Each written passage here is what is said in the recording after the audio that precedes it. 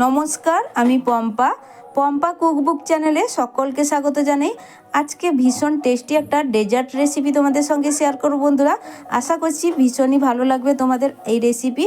আর খুব সহজেই কিন্তু হাতের কাছে থাকা উপকরণ দিয়ে দারুণ লোভনীয় এই ডেজার্ট বানিয়ে নিতে পারবে। তাহলে চলো কথা না বাড়িয়ে রেসিপিটা শুরু করছি। একটা লাইক দিয়ে ভিডিওটা সম্পূর্ণ দেখার অনুরোধ রইল।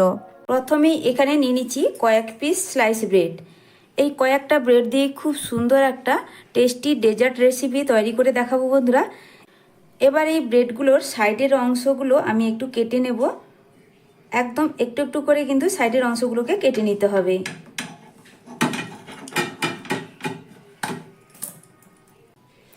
ঠিক এইভাবে করে আমি সাইডের অংশগুলো কেটে বাদ দিয়ে দিলাম। তারপর এটাকে লম্বালম্বিভাবে আমি দুই অংশ করে নেব, মানে দুই টুকরো এটাকে করে কেটে নিতে হবে। একসঙ্গে কিন্তু এইভাবে দুটো দুটো করেই কেটে নিচ্ছি, তাহলে কিন্তু রেসিপিটা বানাতে সুবিধা হবে। এইভাবেই কিন্তু আমার একসঙ্গে দুটো জোড়া অংশই লাগবে।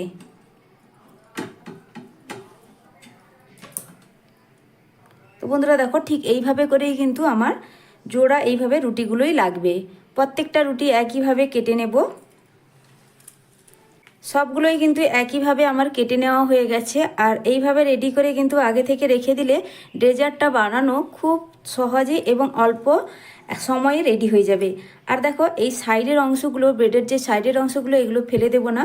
ব্রেড কাম বানাতে কিংবা যে কোনো পকোড়া বানাতে এগুলো কিন্তু মিশিয়ে দিলে খেতে কিন্তু বেশ ভালো লাগে।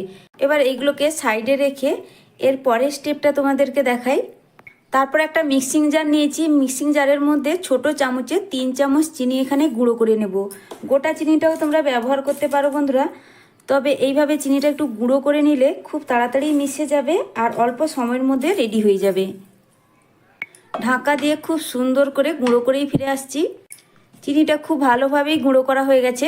এই গুঁড়ো করা চিনিটাকেও এক সাইডে সরিয়ে এখন রেখে দিচ্ছি। এবার এখানে নিয়ে নিলাম একটা মিক্সিং বোল। মিক্সিং বোলের মধ্যে দেখো বন্ধুরা, একটা ডিম ফাটিয়ে এর মধ্যে আমি দিয়ে দেব। একটা ডিমেই কিন্তু ডেজার্টটা রেডি হয়ে যাবে। তবে বেশি পরিমাণে বানাতে চাইলে, মানে ব্রেডের পরিমাণ যদি বেশি থাকে, তাহলে ডিমের পরিমাণটাও এখানে একটু বাড়িয়েই ব্যবহার করতে হবে। একদম সামান্য একটু, মানে 1 চিমটির মতো লবণ এখানে দিয়ে দিব। তারপরে এর মধ্যে দিয়ে দিচ্ছি গুঁড়ো করা চিনি। যে পরিমাণ চিনিটা আমি গুঁড়ো করেছিলাম, মানে 3 চামচ যে চিনি গুঁড়ো করেছিলাম, তার মধ্যে অর্ধেক পরিমাণ গুঁড়ো চিনি কিন্তু এর মধ্যে দিয়ে দিতে হবে।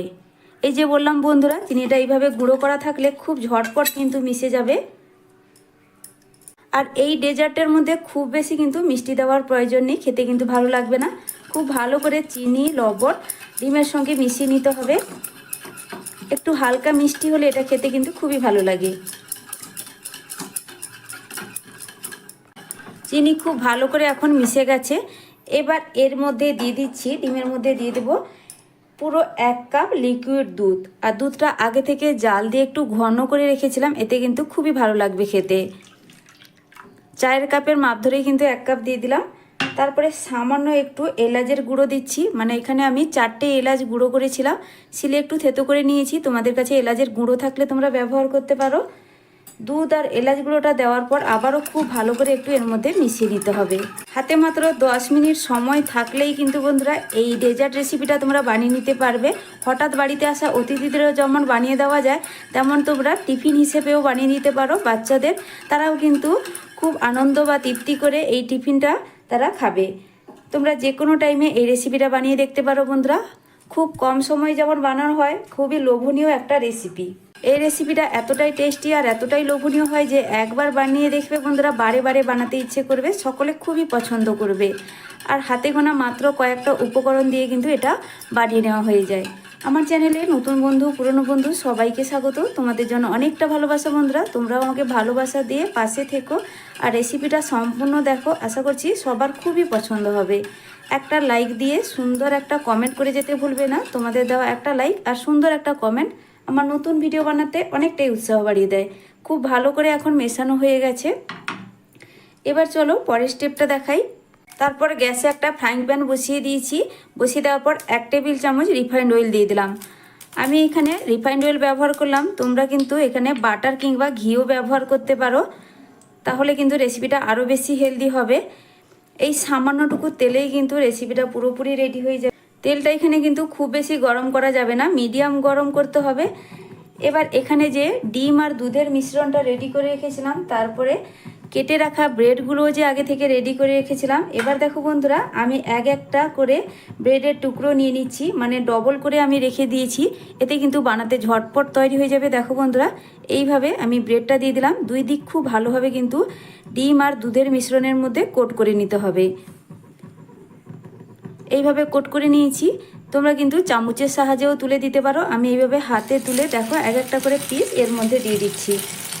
এইভাবে কিন্তু জোড়া পিসই দিতে হবে একসঙ্গে। খুব বেশিক্ষণ কিন্তু রুটিটা এই ডিম দুধের গোলার মধ্যে ভিজিয়ে রাখলে হবে না, তাহলে কিন্তু রুটি খুব বেশি নরম হয়ে যাবে, একদম গলে যাবে। এইভাবে সঙ্গে সঙ্গে খুব ভালো করে চারদিকে কোট করে দিচ্ছি। তারপর একে একে প্যানের মধ্যে আমি সাজিয়ে দিচ্ছি। গ্যাসের ফ্লেমটা বর্তমান আমি একদম লোতেই রেখেছি। ভীষণ টেস্টি হয় বন্ধুরা এই রেসিপিটা, একবার হলেও বাড়িতে বানিয়ে খেয়ে দেখবে। আর রেসিপি ভালো লাগলে আমাকে কিন্তু কমেন্ট করে জানাতে ভুলবে না। তোমাদের কমেন্ট করতে আমার ভীষণ ভালো লাগে, আমি অনেকটাই কিন্তু কাজের উৎসাহ পাই। খুব বেশি কিন্তু ভাজার প্রয়োজন নেই, এক পিঠ সুন্দর একটা কালার ধরে গেলেই তারপরে কিন্তু এগুলোকে উল্টে দিতে হবে। আমি কিন্তু সবগুলোকে খুবই আলতোভাবে উল্টে দিচ্ছি।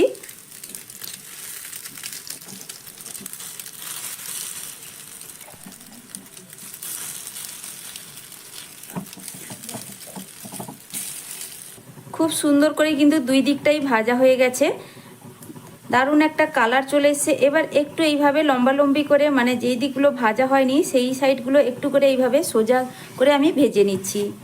সব দিক সুন্দর করে ভাজা হলে খেতেও কিন্তু খুবই ভালো লাগে।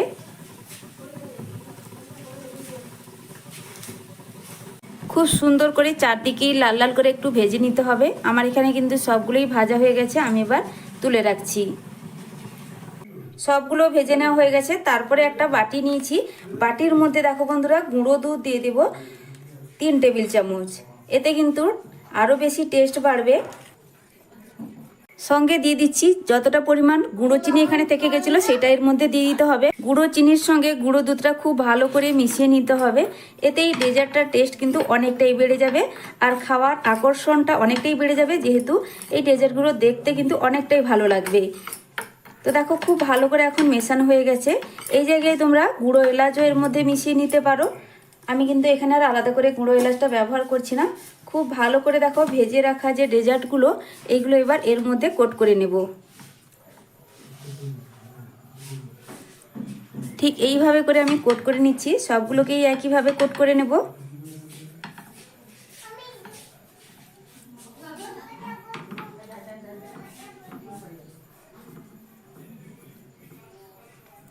বন্ধুরা তোমরা কিন্তু এইভাবে ভাজা অবস্থায়ও খেয়ে নিতে পারো, তবে এইভাবে একটু গুঁড়ো দুধ আর চিনি গুঁড়োর মধ্যে যদি তোমরা একটু কোট করে নাও তাহলে দেখবে এর টেস্ট অনেকটাই বেড়ে যাবে, খেতে অনেকটাই ভালো লাগে, বাচ্চারা বিশেষ করে ভীষণ পছন্দ করবে। সবগুলোই একইভাবে কিন্তু আমি কোট করে নিচ্ছি। একটা প্লেটে সাজিয়ে নিয়ে চলে এলাম। দেখো বন্ধুরা কতটা লোভনীয় লাগছে। একটা ডেজার্ট বা টিফিন আমি কেটেও দেখাচ্ছি ভেতর থেকে কতটা পারফেক্টভাবে রেডি হয়েছে। আশা করছি তোমাদেরও ভীষণ লোভনীয় হয়েছে। আশা করছি রেসিপিটা তোমাদের কাছেও লোভনীয় লাগলো। অবশ্যই বাড়িতে বানিয়ে খেয়ে দেখবে, সত্যি বলছি বন্ধুরা তোমাদেরও ভীষণ ভালো লাগবে। এই রেসিপিটা এতটাই ভালো লাগে, মুখে দেওয়া মাত্রই মিলে যাবে, খুবই নরম তুলতুলে হয়। তাহলে আজকের মতো আসছি বন্ধুরা, ফিরে আসবো নতুন এক রেসিপি নিয়ে। তোমরা সকলে ভালো থেকো, সুস্থ থেকো। আর নতুন বন্ধুরা আমার রেসিপি ভালো লাগলে চ্যানেলটিকে সাবস্ক্রাইব করে পাশে থাকা বেল আইকনটা প্রেস করে রাখবে। নতুন ভিডিও ছাড়ার সাথে সাথেই নোটিফিকেশান তোমাদের কাছে পৌঁছে যাবে। তাহলে তোমরা সকলে ভালো থেকো, সুস্থ থেকো।